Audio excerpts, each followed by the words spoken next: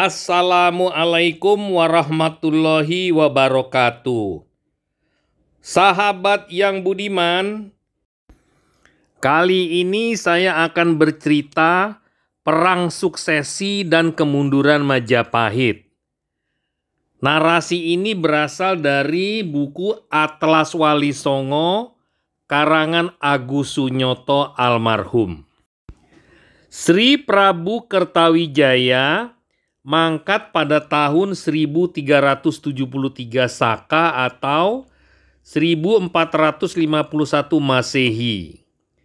Menurut para raton, jenazahnya didarmakan di Kertawijayapura, sebuah makam tua di samping makam Putri Campa Darawati, istri Sri Prabu Kertawijaya, diyakini sebagai makam yang disebut Kertawijayapura tersebut, meski juru kunci penjaga menyebutnya sebagai makam Prabu Damarwulan dan makam Putri Campadarawati disebut sebagai makam permaisurinya, Ratu Kencana Wungu. Beberapa tahun yang lalu kami pergi ke sana. Makam Sri Prabu Kertawijaya dan istrinya Putri Campadarawati tidak jauh dari Museum Majapahit di Trowulan, Mojokerto. Namun kondisi makamnya sangat jorok, kotor, dan mengerikan tempatnya. Setelah Sri Prabu Kertawijaya mangkat, Majapahit dengan cepat jatuh ke dalam konflik perebutan kekuasaan berlarut-larut. Dyah Wijaya Kumara Bre Pamotan yang naik tahta pada tahun Saka 1373 atau 1451 Masehi menggantikan Sri Prabu Kertawijaya dengan gelar Sri Rajasa Wardana. Dinobatkan di Keling Kahuripan. Bre Pamwatan Anjeneng I Keling Kahuripan Abiseka Nira Sri Rajasa Wardana. Penobatan Raja Majapahit di Keling Kahuripan yang terletak di pedalaman Daha, Kediri, menunjukkan adanya ketidakberesan, mengingat Dyah Wijaya Kumara Bre Pamotan hanya berkedudukan sebagai menantu Sri Prabu Kertawijaya. Padahal Sri Prabu Kertawijaya banyak sekali mempunyai anak laki-laki. Salah satunya adalah Adipati Ponorogo dan juga Adipati Demak, yaitu Raden Patah, salah satu anak-anaknya.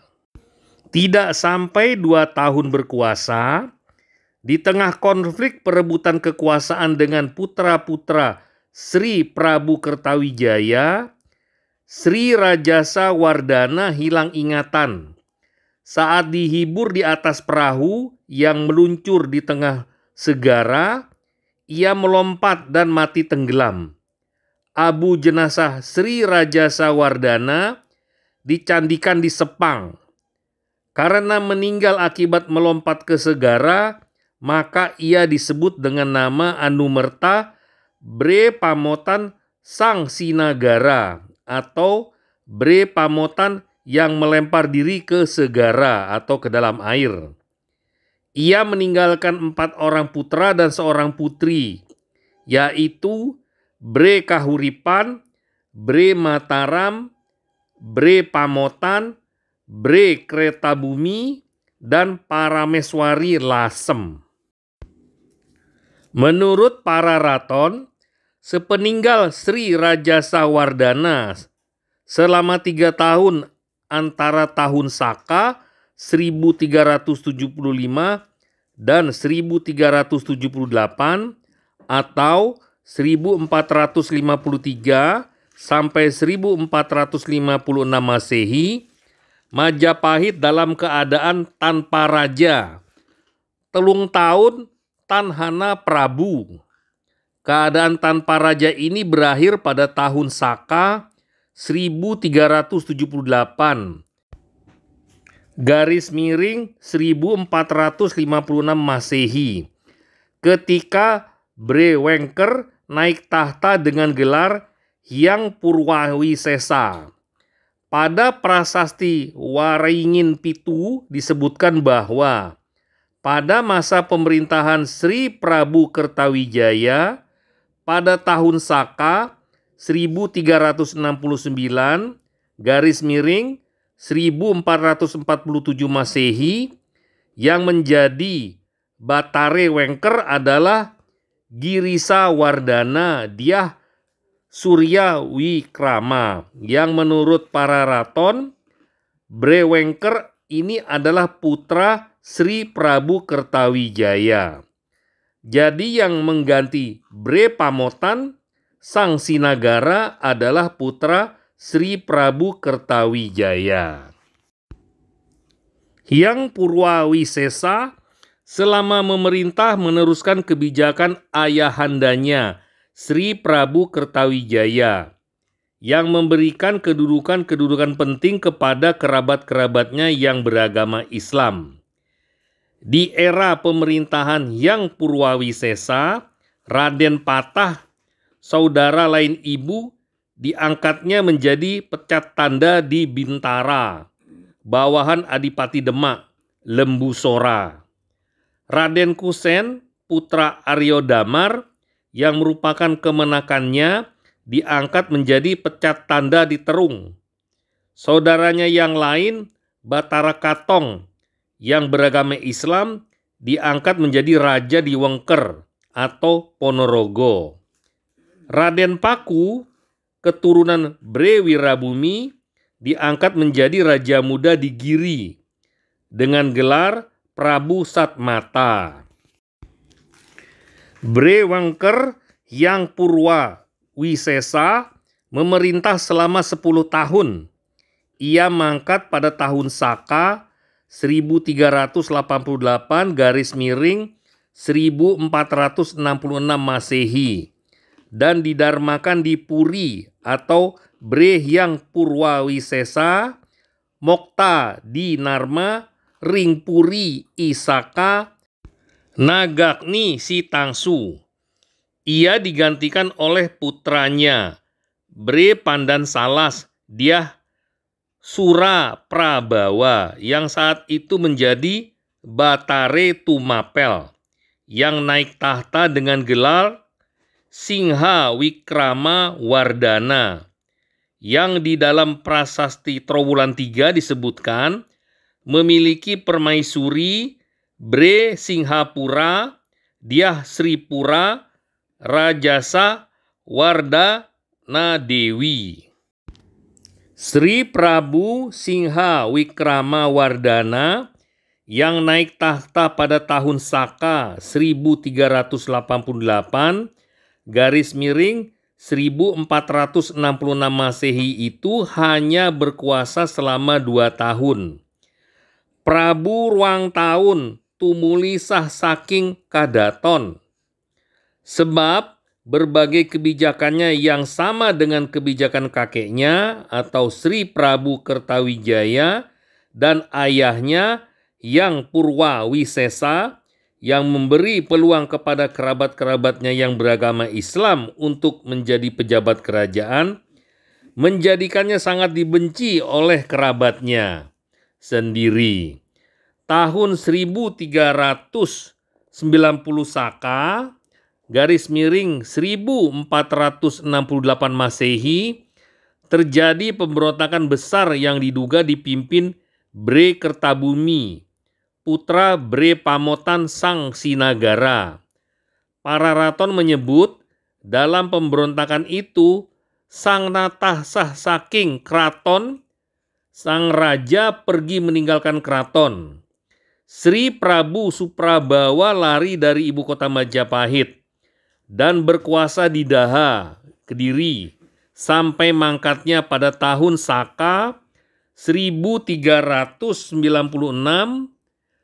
garis miring 1474 Masehi. Ketika Sri Prabu Suraprabawa mangkat pada tahun 1396 Saka atau 1474 Masehi, Bre Kertabumi mengangkat diri sebagai Maharaja Majapahit satu-satunya. Tetapi tindakan Kertabumi itu ditentang oleh keturunan Sri Prabu Kertawijaya dan para adipati pesisir Muslim yang diangkat oleh Sri Prabu Hyang Purwawisesa dan Sri Prabu Suraprabawa. Saat itu di Majapahit terdapat dua orang raja. Yang pertama, Bre Kertabumi yang berkuasa di Wilwatikta. Yang kedua, Dyah Ranawijaya, putra Sri Prabu Suraprabawa Singha Wikrama Wardana, yang menggunakan gelar Abhiseka Girindra Wardana. Bre Kertabumi hanya berkuasa kurang dari 4 tahun. Sebab pada tahun Saka 1400 atau 1478 Masehi, Dyah Ranawijaya Girindra Wardana membawa pasukan besar untuk menyerang Majapahit. Yuda Lawaning Majapahit merebut kembali kekuasaan dari tangan Bre Kertabumi. Dalam peristiwa serangan itu, para raton menyatakan Bre Kertabumi yang masih terhitung paman dari Bre Prabu itu terbunuh di Kedaton pada tahun Saka 1400. Pamunsu Bre Kertabumi kapernah paman Bre Prabu Sang Mokta ring Kadaton Isaka Sunyanora Yurganing Wong. Sumber dari para raton ini sejalan dengan sumber dari Serat Kanda yang menyebut peristiwa kehancuran ibu kota Majapahit akibat serbuan Girindra Wardana itu terjadi pada tahun Saka 1400 yang ditulis dalam Candra Sengkala Sirna Ilang Kertaning Bumi.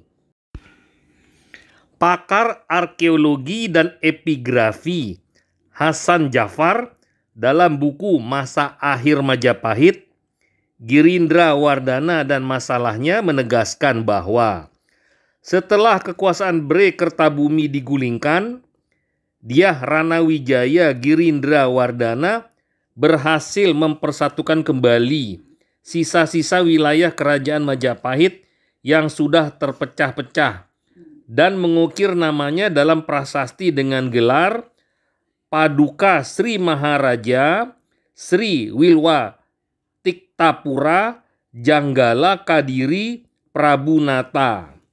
Walaupun demikian, keadaan Majapahit yang telah rapuh dari dalam, disertai timbulnya perkembangan-perkembangan baru di daerah pesisir utara Jawa dan di Asia Tenggara umumnya, menyebabkan kekuasaan Majapahit tidak dapat dipertahankan lebih lama lagi dan lambat laun sampai pada saat keruntuhannya. Pandangan Hasan Jafar tentang keruntuhan Majapahit akibat perang suksesi yang berpuncak pada peristiwa penyerangan Dyah Ranawijaya Girindra Wardana ke ibu kota Majapahit sedikitnya terbukti dengan terpecah belahnya kekuasaan Majapahit menjadi kadipaten-kadipaten kecil yang terbebas dari kekuasaan Majapahit. Jika pada masa kekuasaan Sri Prabu Kertawijaya pada tahun 1447 sampai 1451 Masehi, wilayah utama Majapahit yang terpantau masih sekitar 24 negara, daerah yang merupakan negara sakawat bumi atau negara vasal, seperti Daha, Kahuripan, Jagaraga, Pajang, Tanjung Pura, Mataram, Pajang Wengker, Kabalan, Tumapel, Singhapura, Kertabumi, Kembang Jenar, Lumajang, Wirabumi, Matahun, Keling, Pandan Salas, Paguhan, Kalingapura, Pamotan, Lasem, Pakembangan, dan Pawanuhan. Maka pada masa akhir Majapahit, di bawah kekuasaan keturunan Girindrawardana, telah bermunculan wilayah-wilayah baru seperti Demak, Pengging, Giri, Sengguruh, Tepasana, Garuda, Surabaya, yang kemudian disusul munculnya kadipaten-kadipaten gurem seperti Japara, Samarang, Kendal, Pati, Tuban, Sidayu, Gresik, Pamadegan, Arosbaya, Sumenep, Puger, Babadan, Macan Putih, Pasuruhan, Kedaung, Dengkol, Banger, Propo, Gerongan, Gending, Panjer, Kenitan, Serengat, Jamunda, Hantang, Pamenang, Balitar, Berawa, dan Kampak.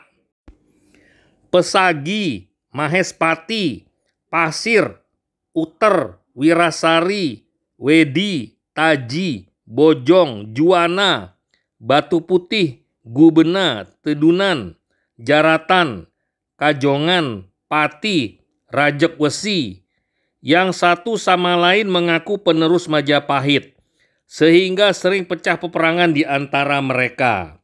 Sementara itu, sejak ibu kota kerajaan pindah ke Daha Kadiri, Majapahit berangsur-angsur terkucil menjadi negara agraris yang terkunci di daratan atau landlocked dan tidak mampu berkembang. Pelaut-pelaut Portugis yang datang pada awal abad ke-15 Masehi masih mencatat bahwa Majapahit sebagai kerajaan masih disebut-sebut orang di pedalaman Daha Kediri. Jadi fakta sejarah yang diceritakan di buku ini sekali lagi membantah bahwa Raden Patah, Raja Demak, menghancurkan Majapahit. Sekali lagi itu fitnah. Bahwa Raden Patah menghancurkan kerajaan Majapahit, kerajaan ayahnya sendiri, Sri Prabu Kertawijaya atau Brawijaya V. Sampai di sini dulu sahabat, kita akan lanjutkan ke video lainnya. Terima kasih.